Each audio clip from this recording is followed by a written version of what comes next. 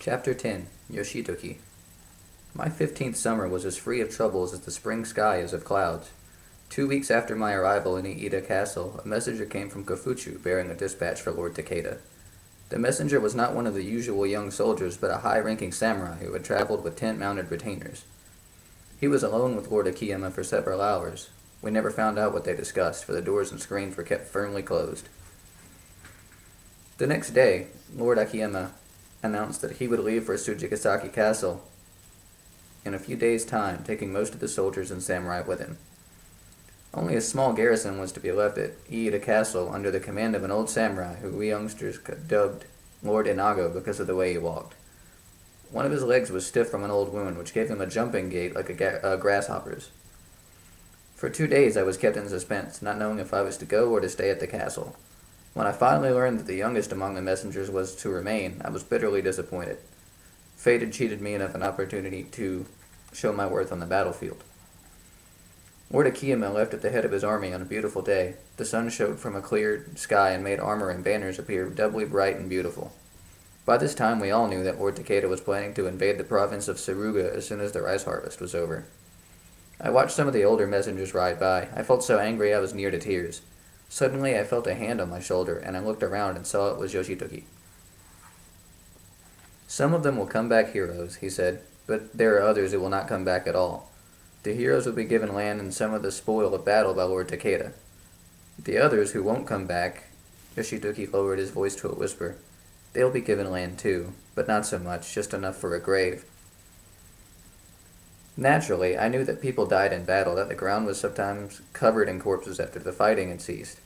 Although I had heard of rivers that turned red with the blood of the dying, I had never imagined myself among them. I nodded soberly, as if those very words he had spoken expressed my feelings too. Yoshitoki smiled. I'm sure he knew what I had been thinking. "We are lucky," he said. "We shall have the castle almost to ourselves. The grasshopper is easy-going and will not need us much. We will be free to hunt and fish.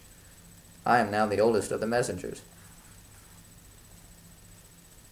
All of a sudden, I realized that the 2 messengers who I liked the least were to accompany Lord Akiyama. It was true what Yoshitoki had said. We would be free to hunt and fish. Lord Inago would not be a hard master, and that was certain. As the last of the soldiers passed by, I turned to Yoshitoki. I was angry because I was left behind, I confessed. I wanted to be among the soldiers whom Lord Akiyama took along. I was very foolish. "No," Yoshitoki shook his head. "I think you are destined to live and I to die. That is why you were eager to prove yourself in battle, and I am pleased to have another year to live." He grinned and stretched himself. For several months, Yoshitoki and I explored every path and valley within a day's ride of the castle. We tracked the deer and the wild boar and surprised a wolf in her lair. Armed with bows and arrows, we killed many a rabbit and brought back enough game to please Lord Inago and make him only too willing to let us hunt for more. We were up so early that we often saw the fox returning from the nightly hunt. We rose with the sun, and tired as a couple of bear cubs that have played all day, we fell asleep as it set. While we strutted the earth like immortals, the warmth of the friendship between Yoshitoki and me was so intense that the memory of it can even now warm the body of a frail old man. We were like 2 small clouds drifting in an endless sky. Few duties kept us away from our pleasures, but at the end of the 10th month we were given an assignment. We were to carry a message to Kofuchu, to Tsuchigasaki Castle. The best of the horses had gone with Lord Akiyama, but we were allowed to take our pick of the remainder. I was immensely pleased when we were given weapons, only a sword each, and again not of the best quality, but the same as the foot soldiers carried. We were also given a purse for expenses on the journey, and papers to prove that we were traveling on an errand for Lord Takeda, so that we did not have to pay a toll on the road. We felt immensely important as we started out. Yoshitoki's horse was saddled, but I rode bareback as there was no saddle left in the condition to be used. The first day passed uneventfully. We followed the road that runs along the bottom of the valley near the river. This is a well-traveled road, with plenty of inns in the villages where food may be obtained. We felt very grand as we sat eating our meals, and like young lords, ordered the servant girl to bring more tea or another dish of rice.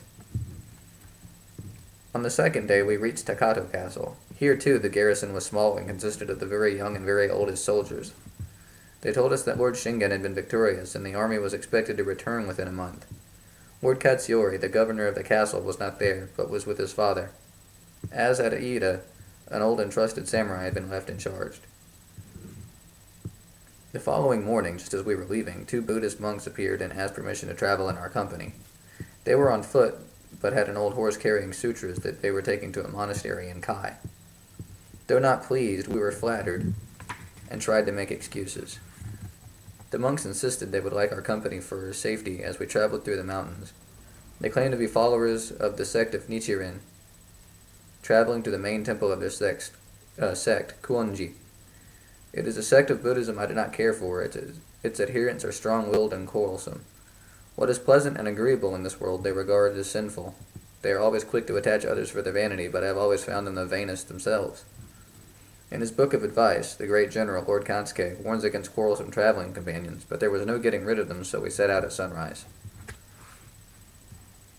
The monks walked quickly and had little trouble keeping up with us. Their bodies were thin and muscular, as if they were used to traveling. They were well past their youth, though still in the prime of their strength, and I could not help but feeling it was not long since their heads were shaven for the first time. I felt sure they had been samurai. Guessing this from the look of contempt the younger man gave the look my sword, as if he had been used to better. They say the blade of the sword is a mirror that reflects the owner's soul. If that's true, then mine was a sorry one.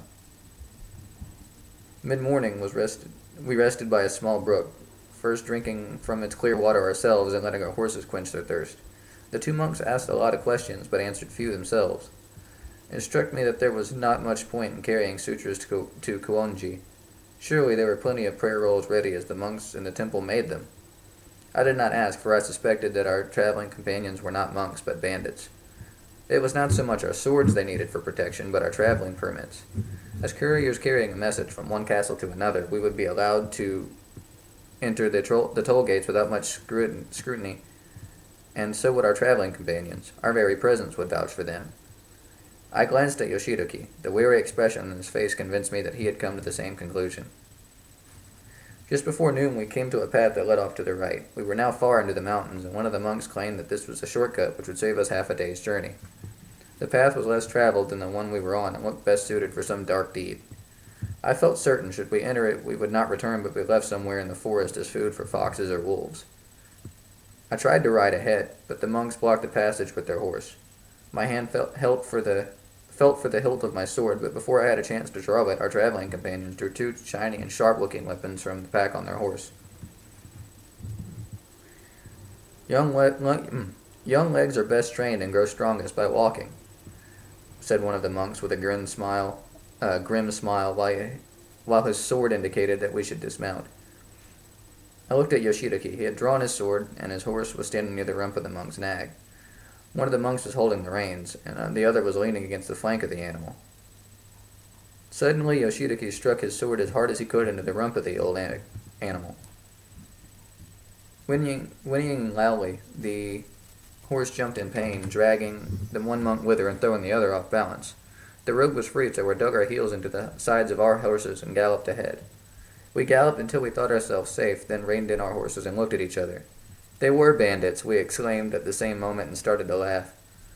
This was high adventure, a story to tell in our return. Then I recalled that Lord Kansuke had also recommended that people who wanted to take shortcuts not be trusted. I told Yoshitoki this, and he laughed, saying that the path we had not taken would surely have been a shortcut to death. There is nothing that can make a man feel more alive than having been near to death. Suddenly you realize what a precious gift your life is, and your eyes open to the beauty of the world around you. Such were our feelings as we traveled on. Once in a while we would glance at each other and smile contentedly. At sunset we reached the summit of the pass, which led to Kai and Kofuchu. A few spear lengths from the road was a simple hut, and from it emerged a strange old creature, his hair white and unkempt, and his kimono incredibly dirty. "Please enter my humble home," he said as he bowed. I glanced at Yoshitoki. The night was cold in the mountains. We dismounted, tied our horses to a tree, and followed the old man into his hut.